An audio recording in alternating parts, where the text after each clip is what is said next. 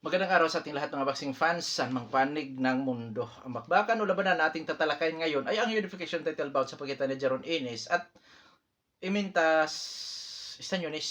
Na kung saan po mga idol, hawak ni Ennis ang IBF, tapos hawak naman ni Stanionis ang WBA. Dito po ay sa welterweight division. Ang kalapit schedule po ay sa April 12, 2025, nagaganapin sa Boardwalk Hall, Atlantic City, United States of America. So, Pitadosi po yan. Tracy sa ating bansa, linggo. Hindi po nagkakamali, linggo yata yan. Mapanood ang live sa DAZN dahil under po ito sa Matchroom Boxing Promotion ni Ed Hearn. Yan po mga idol ha, sinabi ko na po sa inyo, ang pizza at yung kung saan mapanood kasi mayroon nagkomento dito, lalo na sa laban ni Taduran, na kung saan nga nasa pinakabungad ng video po yan. Opo, nasa pinakabungad ng video ang fight schedule. Kumpleto po ito. Hindi ko lang po maipakita sa inyo yung mga video na kung saan hindi akin. Dahil po, ayaw kong ma-strike, ayaw kong ma-copyright. Oo. Nasimulan ko ito na manumano, so tatapusin ko rin ng manumano. hindi naman sa pag-ano mga idol, mahirap po yung manguha tayo ng video na hindi atin. Yun lang po yung masasabi ko. Kasi yun nga, bagamat hindi pa po ako, sa totoo lang mga idol, hindi pa ako kumikita rito. Hindi ko naman inilim sa inyo yan, hindi pa ako kumikita po dito. Kaya naman, pitix lang ako dito sa paggawa ng video kasi nga, wala pa talaga, hindi pa ako kumikita. At kung umabot ito ng 10,000 mga idol na subscriber at kikita ako dito, yan po siguro ang mga pagkakataon na mag-focus ako dito sa boxing. At yun din po yung mga pagkakataon na makikita nyo akong magla-live. Lalo na doon sa mga events. Lalo na dito sa Philippine Boxing. Oo. Kaso wala po eh. Wala pa akong ganun eh. Wala pa akong kakayahan. Mabuti yung sabihin ko po sa inyo ng tapat. Ang ginagamit ko lang po ay cellphone. Oo, isang mumurahing cellphone lang po ang talagang ginagamit ko. Dahil ang boxing kasi para sa akin is special. Oo. So mga idol, maghahayag po tayo ng sarili nating fight prediction comparison analysis dito po sa labanan nila. Na kung saan doon pa po lamang sa ating gagawing comparison, detalyado po na inyong malalaman kung saan niya ba naging yamado, saan naging diha dito magkabilang panig. At inaanyayahan ko rin po kayo na panoorin ang kabuhang video at sa ganoon makakakuha kayo ng mga basihan idea sa inyong pipiliin. Na sa tingin po ninyo ay may malaking tsansa sa pagkapanalo dito po sa naturang suntukan. Nasa inyo ang huling desisyon po mga idol. Kung papabor kayo sa aking prediksyon o hindi, nasa inyo na po yan. Oo. So, hindi na natin ito patagalin pa at simulan na natin. Alamin na natin ang mga background dito sa magkabilang panig. Dahil yan po ang ating gagamiting referensya sa comparison naman natin. Unahin natin ang may hawak sa WBA World Welterweight title na si Imantas Stanionis ng Lithuania. Si Stanionis po, bilang isang professional boxer, may impresibong kartada ito. 15 wins with 9 wins coming by way of knockout. Undefeated, walang naitalang talo, wala rin naitalang tabla. May edad na 30 anyos, height 5 foot and 8 inches, reach 68 inches, orthodox ang stance, knockout ratio 60%. Last fight, May 4, 2024, Gabriel Maestre. 6 wins yata itong si Maestre na nakalaban sa Stanionis. Pero, nung sinuri ko si Maestre, ay dati palang lumalaban sa Olimpiko amateur na may 300 total fights. So, hindi rin pala basta-basta mga idol ang kinalaban ni Stanionis sa huli niyang laban. Na kung saan panalo si Stanionis by unanimous decision. Experience niya, karanasan naman itong Stanionis. Siyempre, nakasagupan niya ang dating amateurista na si Gabriel Maestre, si Rad Sabutaev, si Tomas Dolorme at Luis Colaso, na kung saan itong si Luis Colaso ay dating world title challenger. Ngayon, dadako naman tayo sa skills ni Imantas Stanionis. Bagamat malimit nating nakikita si Stanionis na napakatindi sa pressure fighter brawler, pero mga idol, ang kanyang galaw ay pasok sa boxer puncher. Specialty lang niya ang pressure at brawler na suntukan. Bakit ko nasabing boxer puncher? May pressure fighter style, brawler style which is malimit natin nakikita ito sa kanya. May defensive style which is back pedal moving around sa kanyang katunggali. At counter na kung saan gawain ng mga boxer puncher. Ngayon, pagdating po sa pagbato ng mga kombinasyon, marami, makamay. Napakasipag dito kung bumabato ng mga kombinasyon. Jab, one-to combination, napakasipag. Taglay ang power, timing, at accuracy. Pagdating sa dipinsa, ang kanyang pinakadipinsa mga idol ay cover sa katawan at mukha. Oo. So, masasabi kong average. Dahil, bagamat kumukover siya, wala naman siyang head movement. Or ang kakulangan niya is head movement. Ganun pa man, sa tibay o durability nito, ay may tibay. Marunong tumanggap ng suntok ito, katawan o mukha. Sa mukha nga, bukol-bukol lagi ito pag lumalaban, mga idol. Pero, yun nga, may tibay ang boksingerong ito. So, dadako naman tayo sa panig ng Amerikano na si Jeron Ines. Si Jeron Ines naman bilang isang professional boxer, may impresibong kartada, 33 wins with 29 wins coming by way of knockout, undefeated din. Walang naitalang talo, tabla, wala. May edad 27 anyos. Height 5 foot and 10 inches, reach 74 inches, orthodox ang stance, knockout ratio 87.88%. Last fight, November 9, 2024, Karen Chokhajian, ang kanya nakatunggali, rematch nila. Panalo by unanimous decision si Jeron Ines. Pero talagang napagtatamaan si Ines doon sa laban na yan. Na ika nga ng ibang mga boxing fans na expose daw doon si Ines. Kasi nauuga din si Ines ng tinamaan. Take note, hindi knockout artist si Chokhajian. Hindi siya knockout artist mga idol. Mababa po ang kanyang knockout ratio. Karanasan o experience ni Jeron Ines, magangalan din tayo ng iilan na mga individual na dating nakalaban ni Jeron Ines, katulad ni Sergey Lipinets. Kung di po tayo nagkakamali, dating world champion itong si Lipinets.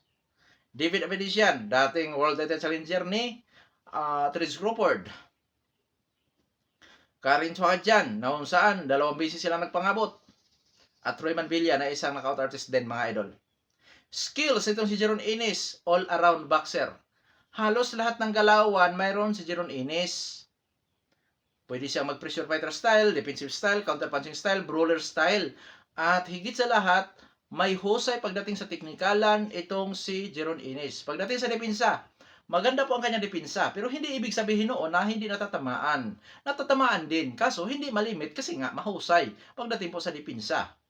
At syempre sa durability naman ito mga idol, bagamat sa laban niya kay Chokhajian nauuga din naman siya nung pag tinamaan sa panga, pero may tibay kasi hindi talaga siya totally napabagsak.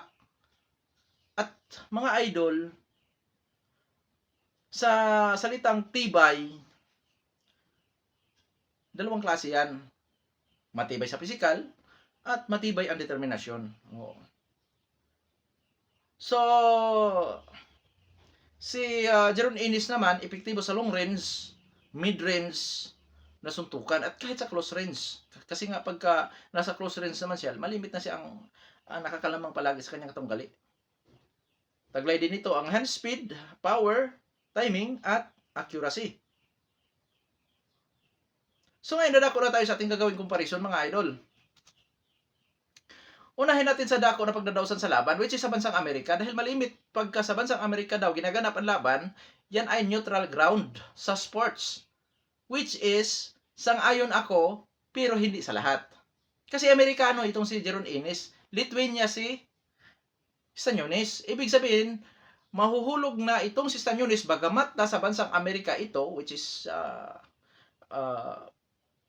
dyan ito nagtitraining sa Camp Freddy Roth, hindi tayo nagkakamali dahil ang coach nito ni Stanionis ay Pilipino.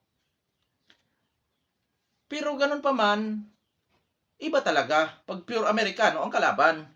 So dayo, advantage ni Ines ang crowd, advantage ni Ines ang decision. Pwede madali diyan si Stanionis sa hometown decision, favoritism, at politika sa boxing. Yan ang disadvantage ni Stanionis dito. Dahil siya ay magsisilbing dayo. Ngayon sa ranking naman ng BoxRec, out of 2,499 ka mga boksingirong lumalalaban dito po sa Welterweight division, rank 1 itong si Ines, rank 7 si Staniones. So lamang sa ranking si Ines. Ngayon, dadako naman tayo sa physical na appearance. Unahin natin sa edad. Ang edad ni Ines ngayon ay 27 anyos. 30 anyos si Staniones. So parehong nasa prime. Ang dalawang maglalaban. Ngayon, sa height, reach, power, kung sino po ang may advantage.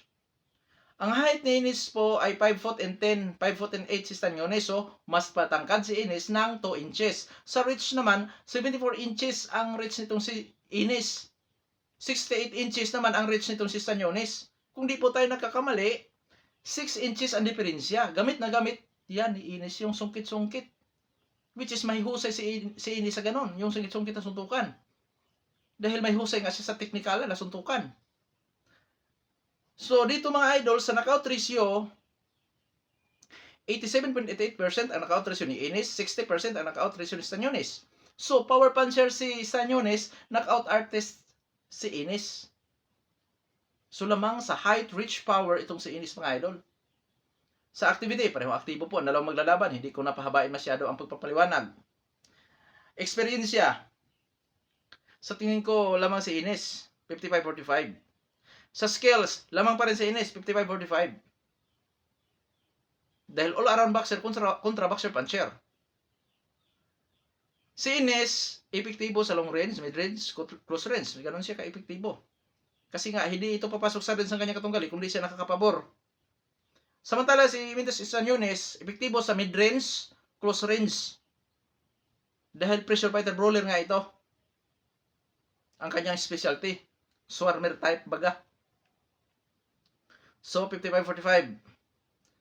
Pabor kay Jeron Ines. Pangkalahatan. Mga idol, hindi ako makapagbibigay ng mataas sa comparison. Kasi nga, pareho silang world champion. At parehong may tibay, parehong may lakas, bagamat lamang si Ines, pero may laban po talaga si Staniones. Kaya 55-45 ang may bibigay ko in favor of Jeron Ines. Ganun lang po sila. Hindi 60-40. Malayo na masyado yon. 55-45 lang ang may bibigay ko. Lamang si Ines. So ngayon, dadako na tayo sa ating prediction sa laban. Prediction ko dyan, Jeron Ines by unanimous decision or split decision. Dahil wala akong nakita kahinaan ni Staniones.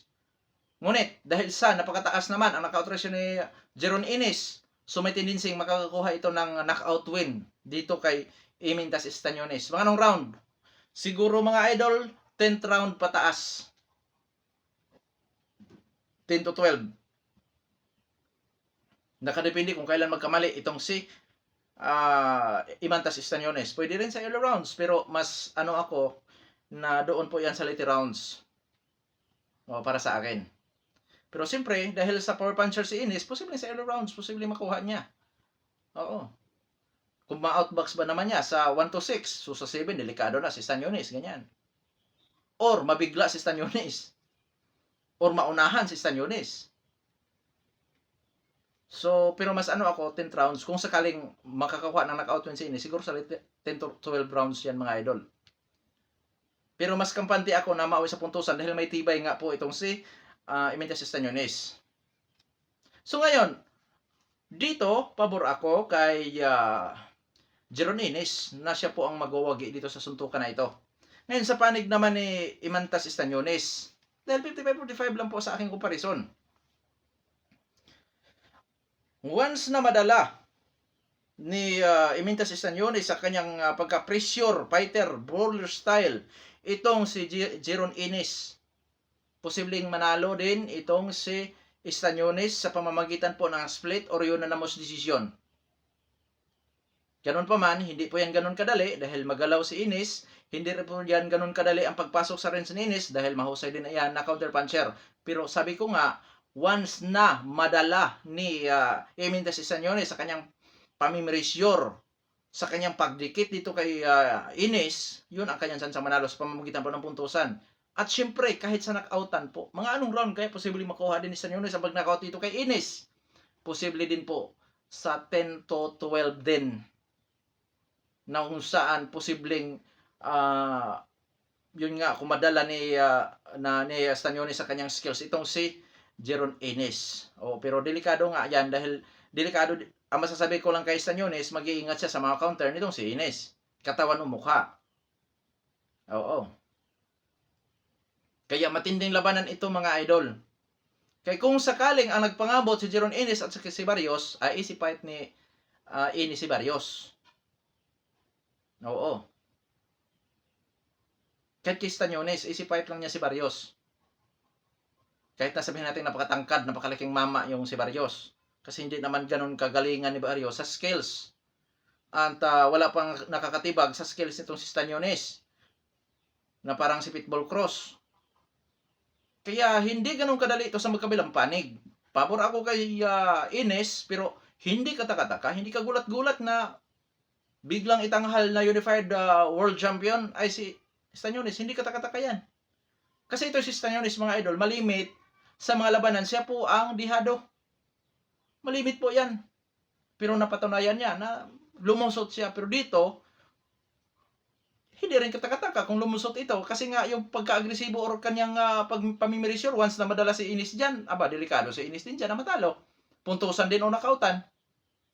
Kaya abangan natin kung ano ang magaganap sa kanilang nalalapit po na bakbakan. Oo. Pero isa lang ang masasabi ko. Isang maaksyon na labanan po yan. Oobra kaya si Ines sa kanyang papanatili sa distansya, yung kanyang in and out, o madadala siya sa presyurang gagawin nitong si Staniones. Kaya abangan natin ito. Hanggang dito na lamang. Ito po ng Sports Speech. God bless po sa ating lahat.